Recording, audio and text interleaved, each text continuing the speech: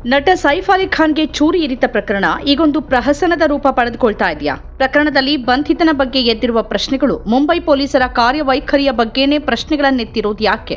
ಮಹಾರಾಷ್ಟ್ರ ಸರ್ಕಾರವು ಪೊಲೀಸರ ಮೇಲೆ ಒತ್ತಡವನ್ನ ಹಾಕ್ತಾ ಅನ್ನೋ ಪ್ರಶ್ನೆ ಎದ್ದಿದ್ದು ಹೇಗೆ? ಸೈಫ್ ಅಲಿ ಖಾನ್ ಮೇಲೆ ಮಾರಕ ದಾಳಿ, ತೀವ್ರ ಹಲ್ಲೆ, ಗಂಭೀರ ಗಾಯಗಳು, ಬೆನ್ನು ಮೂಳೆಗೆ ಹಾನಿ, 5-6 ಗಂಟೆಗಳ ದೊಡ್ಡ ಸರ್ಜರಿ ಅನ್ನುವಲ್ಲಿಂದ ಪ್ರಾರಂಭವಾದ ಈ ದಾಳಿ ಪ್ರಕರಣ ಈಗ ಒಂದಾದ ಮೇಲೊಂದು ಕಾರಣದಿಂದ ತೀರಾ ನಿಗೂಢ ರೂಪವನ್ನು ಪಡೆದುಕೊಳ್ತಾ ಇದೆ. ಇರಿತ ಪ್ರಕರಣದಲ್ಲಿ ಓರ್ವ ಆರೋಪಿಯನ್ನ ಪೊಲೀಸರು ಬಂಧಿಸಿದ್ದು ಆತ ಬಾಂಗ್ಲಾ ಪ್ರಜೆ ಅಂತ ಹೇಳಲಾಯಿತು.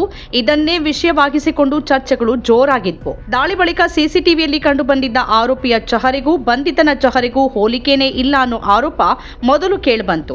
ಬಾಂಗ್ಲಾ ನಿರೂಪಣೆ ಕೊಡ್ಲಿಕ್ಕಾಗಿನೇ ಯಾರನ್ನೋ ಬಂಧಿಸಿ ಕತೆ ಕಟ್ಟಲಾಗ್ತಿದ್ಯಾ ಅನ್ನೋ ಪ್ರಶ್ನೆಗಳು ಬಂದವು. ಈ ನಡುವೆ ಸೈಫ್ ಅಲಿ ಖಾನ್ ಆಸ್ಪತ್ರೆಯಿಂದ ಬಿಡುಗಡೆಯಾಗಿ ಮನೆಗೆ ಬಂದ ವಿಡಿಯೋಗಳ ಸುತ್ತಾನೂ ಹಲವು ಪ್ರಶ್ನೆಗಳಿದ್ವು. ಲೀಲಾವತಿ ಆಸ್ಪತ್ರೆಯ ಹಿರಿಯ ವೈದ್ಯರ ಪ್ರಕಾರ ಸೈಫ್ ಅವರಿಗೆ 6 ಗಾಯಗಳಾಗಿತ್ತು.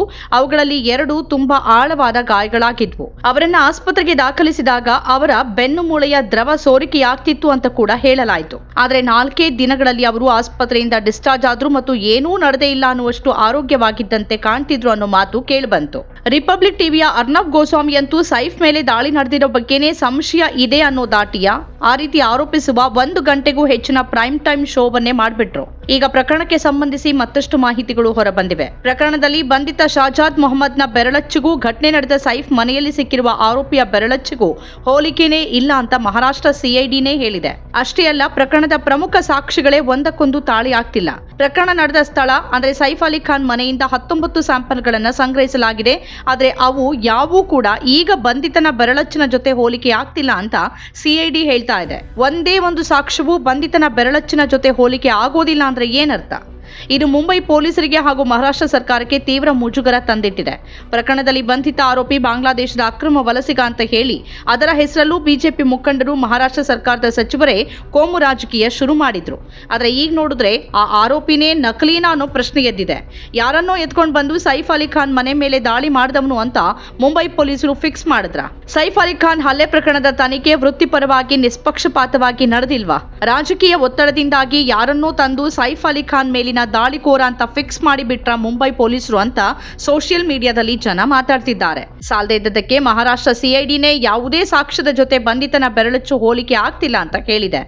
ಸೆಲೆಬ್ರಿಟಿ ಮೇಲೆ ದಾಳಿ ನಡೆದಿದ್ರಿಂದ ಘಟನೆ ಇಡೀ ದೇಶದಲ್ಲಿ ದೊಡ್ಡ ಸುದ್ದಿಯಾಗಿದೆ. ಈಗ ಅದಕ್ಕೆ ಸಂಬಂಧಿಸಿದ ಒಂದೊಂದು ಬೆಳವಣಿಗೆಗಳು ಸುದ್ದಿ ಆಗ್ತಿವೆ.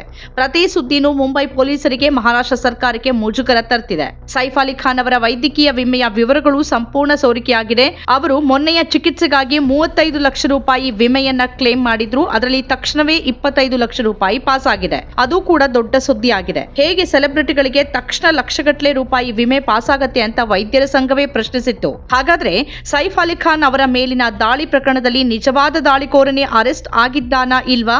ಅಥವಾ ಈವರೆಗೆ ಸಿಐಡಿ ಕೊಟ್ಟಿರುವ ವರದಿ ಸರಿ ಇದೆಯಾ ಅಥವಾ ಅದರಲ್ಲೇ ಏನಾದರೂ ಸಮಸ್ಯೆ ಇದೆಯಾ? ಈ ಕುರಿತು ಅಂತಿಮ ವರದಿಯಲ್ಲಿ ಏನು ಬಯಲಾಗಬಹುದು? ಈ ಪ್ರಶ್ನೆಗೆ ಉತ್ತರ ಬೇಗ ಸಿಗಬಹುದು. ಮುಂಬೈ ಪೊಲೀಸ್ ಮತ್ತು ಮಹಾರಾಷ್ಟ್ರ ಸರ್ಕಾರ ಮನಸ್ಸು ಮಾಡಿದ್ರೆ ಉತ್ತರ ಸಿಗದೇನೂ ಇರಬಹುದು. ನಮ್ಮ ಕಾರ್ಯಕ್ರಮಗಳನ್ನ ನೀವು ನೋಡ್ತಾ ಇದ್ರೆ ನಮ್ಮ ಚಾನೆಲ್ ಅನ್ನ ಸಬ್ಸ್ಕ್ರೈಬ್ ಮಾಡಿ, ಪಕ್ಕದ ಬೆಲ್ ಐಕಾನ್ ಒತ್ತಿ ನಮ್ಮನ್ನ ಬೆಂಬಲಿಸಿ. ಹಾಗೆ ನಮ್ಮ ಕಾರ್ಯಕ್ರಮಗಳನ್ನ ಲೈಕ್ ಮಾಡಿ, ಕಮೆಂಟ್ ಮಾಡಿ, ಅದನ್ನ ಬೇರೆಯವರಿಗೂ ವಾಟ್ಸ್ಆಪ್ ಮೂಲಕ ಶೇರ್ ಮಾಡಿ. ನೀವು ಹೀಗೆ ಮಾಡಿದಾಗ ನಮ್ಮ ಚಾನೆಲ್ ಇನ್ನಷ್ಟು ಮತ್ತಷ್ಟು ಜನರಿಗೆ ತಲುಪಲು ನೀವು ನಮ್ಮೊಂದಿಗೆ ಸಹಕರಿಸಿದ ಹಾಗಾಗುತ್ತೆ. ಇದು ನೀವು ಯಾವುದೇ ಖರ್ಚಿಲ್ಲದೆ ಕೆಲವೇ ಸೆಕೆಂಡುಗಳಲ್ಲಿ ನೀಡಬಹುದಾದ ಸಹಕಾರ. ಧನ್ಯವಾದಗಳು.